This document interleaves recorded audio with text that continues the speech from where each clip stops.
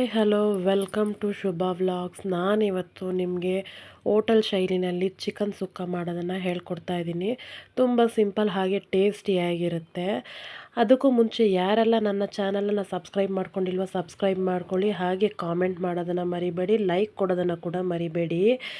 ಬನ್ನಿ, ಚಿಕನ್ ಸುಕ್ಕಾಗೆ ಮೊದಲಿಗೆ ನಾನು 3 ಟೇಬಲ್ ಸ್ಪೂನಷ್ಟು ಧನಿಯಾ ಕಾಳು ತೊಗೊಂಡಿದ್ದೀನಿ. ಹಾಗೆ 1 ಟೇಬಲ್ ಸ್ಪೂನಷ್ಟು ಮೆಣಸುಕಾಳು, ಹಾಗೆ ಒಂದು 2-3 ತುಂಡಷ್ಟು ಚಕ್ಕೆ, ಮತ್ತು ಮಾಮೂಲಿ ಏಲಕ್ಕಿ ಒಂದು 4 ತೊಗೊಂಡಿದ್ದೀನಿ. ಹಾಗೆ ಕಾಡು ಏಲಕ್ಕಿ ಅಂತ ಕೂಡ ಸಿಗುತ್ತೆ, ಆ ಏಲಕ್ಕಿ ಕೂಡ ಒಂದು 3 ತೊಗೊಂಡಿದ್ದೀನಿ. ಹಾಗೆ ಸ್ವಲ್ಪ ಕಲ್ಲರ್ಗೆ ಮತ್ತು ಖಾರಕ್ಕೆ ಬ್ಯಾಡಗೆ ಮೆಣಸಿನ್ಕಾಯಿನ ತೊಗೊಂಡಿದ್ದೀನಿ. ನಾನೊಂದು 15ರಿಂದ 20 ತೊಗೊಂಡಿದ್ದೀನಿ. ಯಾಕೆಂದರೆ ನಾನು ಚಿಕನ್ ಕ್ವಾಂಟಿಟಿನ 1.5 kg ತೊಗೊಂಡಿದ್ದೀನಿ. ಹಾಗಾಗಿ ನೀವು ಎಷ್ಟು ತೊಗೊತೀರೋ ಅದ್ರ ಮೇಲೆ ಡಿಪೆಂಡ್ ಆಗುತ್ತೆ. ನಮ್ಮ ಮನೇಲಿ ಜಾಸ್ತಿ ಜನ ಇರೋದ್ರಿಂದ ನಾನು ಸ್ವಲ್ಪ ಜಾಸ್ತಿ ತೊಗೊಂಡಿದ್ದೀನಿ. ಇದನ್ನೆಲ್ಲನೂ ಕೂಡ ಸಣ್ಣ ಊರಿನಲ್ಲಿ ಚೆನ್ನಾಗಿ ಹುರ್ಕೊಬೇಕು, ಒಳ್ಳೆ ಅರೋಮ ಬರಬೇಕು. ಹಾಗೆ ಈ ಮೆಣಸಿನ್ಕಾಯಿ ಎಲ್ಲ ಕ್ರಿಸ್ಪ್ ಆಗಬೇಕು. ಹಾಗೆ ನಿಧಾನವಾಗಿ ಹುರ್ಕೊಬೇಕು. ಇದನ್ನು ಹುರಿಯೋವಾಗ ಸ್ವಲ್ಪ ತಾಳ್ಮೆಯಿಂದ ಹುರಿಬೇಕು, ಆಗಲೇ ಟೇಸ್ಟ್ ಕೂಡ ತುಂಬ ಚೆನ್ನಾಗಿ ಬರೋದು. ಇದನ್ನೆಲ್ಲ ಸ್ವಲ್ಪ ಚೆನ್ನಾಗಿ ಫ್ರೈ ಮಾಡಿಕೊಂಡು ಇದನ್ನು ಬ್ಲೆಂಡ್ ಮಾಡ್ಕೊಳ್ಳೋಣ. ನೈಸ್ ಪೌಡರಾಗಿ, ನೀರು ಹಾಕ್ದಿರ ಪೇಸ್ಟ್ ಮಾಡ್ಕೊಳ್ಳೋಣ. ನಂತರ ಒಂದು ಕುಟ್ಟುವಂಥ ಇದಕ್ಕೆ ಇದನ್ನು ಪೇಸ್ಟ್ ಮಾಡ್ಕೊಬೋದು. ಈ ಥರ ಮಾಡೋದ್ರಿಂದ ಟೇಸ್ಟ್ ಚೆನ್ನಾಗಿರುತ್ತೆ. ಹಾಗಾಗಿ ಒಂದು 2 ತುಂಡಷ್ಟು ಶುಂಠಿ, ಹಾಗೆ ಒಂದು 2 ಗಡ್ಡೆಯಷ್ಟು ಬೆಳ್ಳುಳ್ಳಿ ತೊಗೊಂಡಿದ್ದೀನಿ. ಚೆನ್ನಾಗಿ ಚಚ್ಕೊತಾ ಇದ್ದೀನಿ, ಸ್ವಲ್ಪ ಒಡಪೊಡಪಾಗಿ. ನಾನಿವತ್ತು ಮಡಿಕೆನಲ್ಲಿ ಮಾಡ್ತಾಯಿದ್ದೀನಿ. ಚಿಕನ್ ಸುಕ್ಕನ ಮಡಿಕೆನಲ್ಲಿ ಮಾಡೋದ್ರಿಂದ ಟೇಸ್ಟ್ ಕೂಡ ಡಿಫ್ರೆಂಟಾಗಿರುತ್ತೆ. ಹಾಗಾಗಿ ಇದನ್ನು ನಾನು ಮಡಿಕೆನಲ್ಲಿ ಮಾಡ್ಕೊತಾ ಇದ್ದೀನಿ. ನೀವು ಬೇಕಿದ್ದರೆ ನಾನ್ ಸ್ಟಿಕ್ ಪ್ಯಾನಲ್ಲಿ ಮಾಡಬಹುದು. ಮೊದಲಿಗೆ ನಾನಿಲ್ಲಿ ಒಂದು 3 ಟೇಬಲ್ ಸ್ಪೂನಷ್ಟು ಎಣ್ಣೆನ ಹಾಕ್ಕೊತಾ ಇದ್ದೀನಿ. ಬರೀ ಮಡಿಕೆನ ಸ್ಟವ್ ಮೇಲಿಟ್ಟು ಎಣ್ಣೆ ಹಾಕಬೇಡಿ. ಯಾಕೆ ಅಂದರೆ ಸ್ಟವ್ನ ಹಚ್ಬಿಟ್ಟು ಹಾಕೋದ್ರಿಂದ ಮಡಿಕೆ ಬಿರುಕು ಬಿಟ್ಕೊಳುತ್ತೆ. ಹಾಗಾಗಿ ಎಣ್ಣೆ ಹಾಕಿ ಮಡಿಕೆ ಎಲ್ಲನೂ ಸುತ್ತು ಹರಡ್ಕೊಳೋ ಹಾಗೆ ಎಣ್ಣೆನ ಸ್ಪ್ರೆಡ್ ಮಾಡ್ಕೊಬೇಕು. ನಂತರ ಎಣ್ಣೆ ಕಾದ ಮೇಲೆ ಅದಕ್ಕೆ ಈರುಳ್ಳಿ ಸೇರಿಸ್ಕೊಳ್ಳೋಣ. ನಾನು ಈರುಳ್ಳಿ ಒಂದು 2 ಗಡ್ಡೆಯಷ್ಟು ತೊಗೊಂಡಿದ್ದೀನಿ, ಸಣ್ಣದು. ದಪ್ಪ ಸೈಜ್ ಆದರೆ ಒಂದು ಸಾಕು. ಹಾಗೆ ಒಂದು ಟೊಮೊಟೊ ಕೂಡ ತೊಗೊಂಡಿದ್ದೀನಿ. ಸಣ್ಣಗೆ ಸ್ಲೈಸ್ ಮಾಡಿಕೊಂಡು ಹಾಕ್ಕೊಳ್ಳೋಣ. ಎಣ್ಣೆ ಕಾದ ನಂತರ ಚೆನ್ನಾಗಿ ಇವಾಗ ಎಣ್ಣೆಯಲ್ಲಿ ಫ್ರೈ ಮಾಡ್ಕೊಳ್ಳೋಣ. ಯಾವುದೇ ಅಡುಗೆ ಆದರೂ ಸರಿ, ಮಾಡಬೇಕಾದ್ರೆ ಖುಷಿಯಿಂದ ಮಾಡಿ. ಸಿಂಪಲಾಗಿ ಮಾಡೋ ಅಡುಗೆ ಕೂಡ ತುಂಬಾ ಟೇಸ್ಟಿಯಾಗಿರುತ್ತೆ. ನಮ್ಮ ಮನೇಲೂ ಇವತ್ತು ಚಿಕನ್ ಸುಕ್ಕ ನನ್ನ ಮಕ್ಳಿಗೋಸ್ಕರ ಮಾಡ್ತಾ ಇರೋದು, ಕೇಳಿದ್ರು ಅಂತ ಅಂದ್ಬಿಟ್ಟು. ನಿಧಾನವಾಗಿ ಫ್ರೈ ಆಗುತ್ತೆ. ಮಡಿಕೆ ಚೆನ್ನಾಗಿ ಕಾಯೋವರೆಗೂ ಅಷ್ಟೇ, ಸ್ವಲ್ಪ ಲೇಟ್ ಆಗುತ್ತೆ. ನಂತರ ಬೇಗನೆ ಫ್ರೈ ಆಗಿಬಿಡುತ್ತೆ. ಇದಕ್ಕೆ ಬೇಗ ಫ್ರೈ ಆಗಲಿ ಅಂತ ಅಂದ್ಬಿಟ್ಟು ಒಂದು ಚಿಟಿಕೆಯಷ್ಟು ಉಪ್ಪು ಕೂಡ ಸೇರಿಸ್ಕೊತೀನಿ.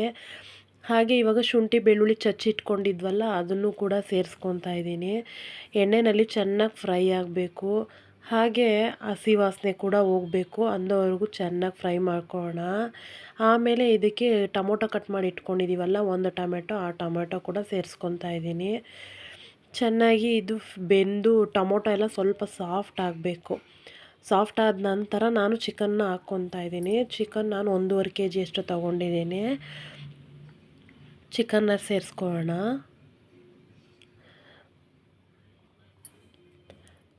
ಚಿಕನ್ನ ಸೇರಿಸ್ಕೊಂಡು ನಂತರ ಇದಕ್ಕೆ ಎಷ್ಟು ಬೇಕೋ ಅಷ್ಟು ಉಪ್ಪನ್ನು ಕೂಡ ಈಗಲೇ ಸೇರಿಸ್ಕೊಂಡ್ರೆ ಚಿಕನ್ಗೆ ಚೆನ್ನಾಗಿ ಉಪ್ಪು ಹಿಡಿಯುತ್ತೆ.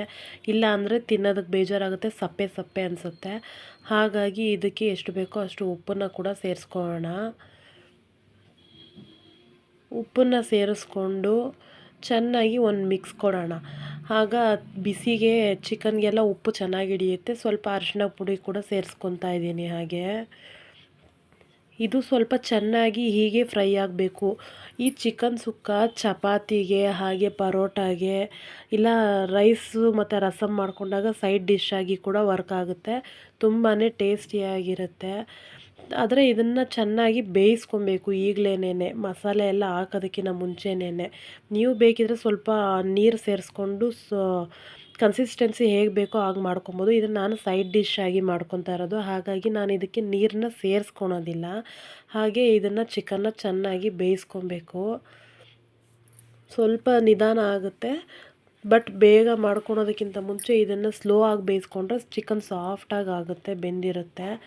ಹಾಗಾಗಿ ಸ್ವಲ್ಪ ತಾಳ್ಮೆಯಿಂದ ನಿಧಾನವಾಗಿ ಮಿಕ್ಸ್ ಮಾಡ್ಕೊಳ್ಳೋಣ. ಜೋರಾಗಿ ಕೂಡ ಮಿಕ್ಸ್ ಮಾಡೋಕ್ಕಾಗೋದಿಲ್ಲ ಮಡಿಕೆನಲ್ಲಿ ಮಾಡೋವಾಗ. ಲಿಡ್ನ ಕ್ಲೋಸ್ ಮಾಡೋಣ. ಒಂದು 10 ರಿಂದ 15 ನಿಮಿಷ ಚೆನ್ನಾಗಿ ಬೇಯಲಿ ಅದೇ ಹಬೆನಲ್ಲಿ, ಆಗ ಚೆನ್ನಾಗಿ ಬೆಂದಿರುತ್ತೆ. ಆಗಿದೆ, ಒಂದು 5 ನಿಮಿಷ ಮುಚ್ಚಿ ನೋಡೋಣ ಹೇಗಾಗಿದೆ ಅಂತಂತಂದ್ಬಿಟ್ಟು. ಚೆನ್ನಾಗಿ ಬೆಂದಿದೆ, ಇನ್ನು ಸ್ವಲ್ಪ ಬೇಯಲಿ. ನೀರಿನ ಅಂಶ ಅದರಲ್ಲೇ ಬಿಟ್ಕೊಂಡಿರುತ್ತಲ್ವ, ಅಷ್ಟೇ ಸಾಕು ನಮಗೆ, ಬೇರೆ ಏನು ಬೇಡ. ನಿಮಗೇನಾದರೂ ಪರೋಟ ಹಾಗೆ ಚಪಾತಿಗೆ ಬೇಕು ಅಂದರೆ ಒಂದು ಸ್ವಲ್ಪ ನೀರನ್ನು ನೀವು ಆ್ಯಡ್ ಮಾಡ್ಕೊಬೋದು. ನನಗೆ ನೀರೇನು ಅವಶ್ಯಕತೆ ಇಲ್ಲ, ಹಾಗಾಗಿ ಚಿಕನಲ್ಲಿ ಬಂದಿರೋ ನೀರೇ ಸಾಕು. ಈಗ ಫೈನ್ ಪೇಸ್ಟ್ ಮಾಡಿಟ್ಕೊಂಡಿದ್ದೀವಲ್ಲ ಪೌಡರು, ಆ ಪೌಡರ್ನ ಸೇರಿಸ್ಕೊಳ್ಳೋಣ. ಚಿಕನ್ ಬೆಂದಿದೆ, ಪೌಡರ್ನ ಸೇರಿಸ್ಕೊಂಡು ಚೆನ್ನಾಗಿ ಒಂದು ಮಿಕ್ಸ್ ಕೊಡೋಣ. ನಾನು ಮಾಡಿಟ್ಕೊಂಡಿರೋ ಪೌಡರ್ ಫುಲ್ಲು ಬೇಕಾಗುತ್ತೆ, ಯಾಕಂದರೆ ನಾನು ಸ್ವಲ್ಪ ಕ್ವಾಂಟಿಟಿ ಜಾಸ್ತಿ ತೊಗೊಂಡಿರೋದ್ರಿಂದ ನಾನು ಫುಲ್ ಪೌಡರ್ನ ಆ್ಯಡ್ ಮಾಡ್ಕೊತೀನಿ. ಸ್ವಲ್ಪನೇ ಹಾಕ್ಕೊಂಡು ಮಿಕ್ಸ್ ಕೊಟ್ಕೊಂಡು ನೋಡ್ಕೊಳ್ಳೋಣ. ನೋಡ್ತಾ ಇರ್ಬೋದು, ಕಲ್ಲರ್ ಕೂಡ ಚೆನ್ನಾಗಿ ಬಂದಿದೆ. ಬ್ಯಾಡಗಿ ಮೆಣಸಿನ್ಕಾಯಿ ಹಾಕಿರೋದ್ರಿಂದ ಇನ್ನೇನು ಬೇರೆ ಏನೂ ಇದಕ್ಕೆ ಆ್ಯಡ್ ಮಾಡಿಲ್ಲ. ನಾವು ಮಾಡಿಟ್ಕೊಂಡಿರೋ ಪೌಡರ್ನ ಮಾತ್ರನೇ ಇದಕ್ಕೆ ಸೇರಿಸ್ಕೊಂಡಿರೋದು. ನೋಡಿ ಎಷ್ಟು ಚೆನ್ನಾಗಿ ಕಲರ್ಫುಲ್ಲಾಗಿದೆ ಅಂತಂದ್ಬಿಟ್ಟು. ಈ ಹೋಟೆಲ್ಗಳಲ್ಲೆಲ್ಲ ಕಲರ್ನ ಕೂಡ ಮಿಕ್ಸ್ ಮಾಡ್ತಾರೆ, ಫುಡ್ ಕಲರು, ಅದು ಪಾಯ್ಸನ್ ಅಂತಂದ್ಬಿಟ್ಟು ಈಗ ಆಲ್ರೆಡಿ ನ್ಯೂಸಲ್ಲೆಲ್ಲ ಕೊಟ್ಟಿದ್ದಾರೆ.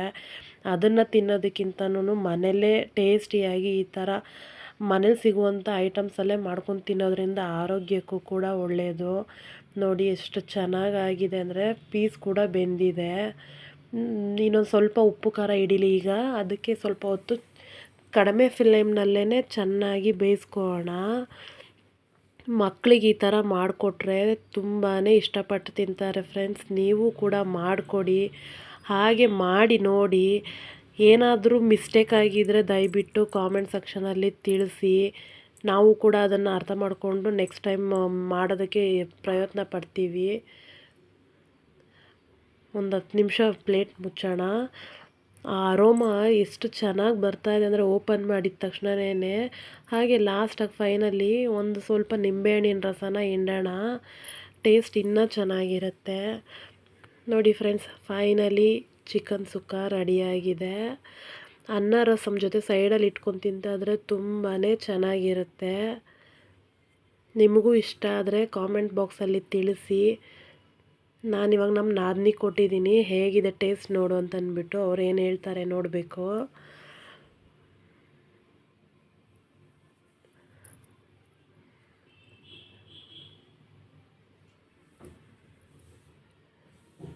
ಇಲ್ಲಿಗೆ ನನ್ನ ವ್ಲಾಗನ್ನು ಎಂಡ್ ಮಾಡ್ತಾಯಿದ್ದೀನಿ ಫ್ರೆಂಡ್ಸ್.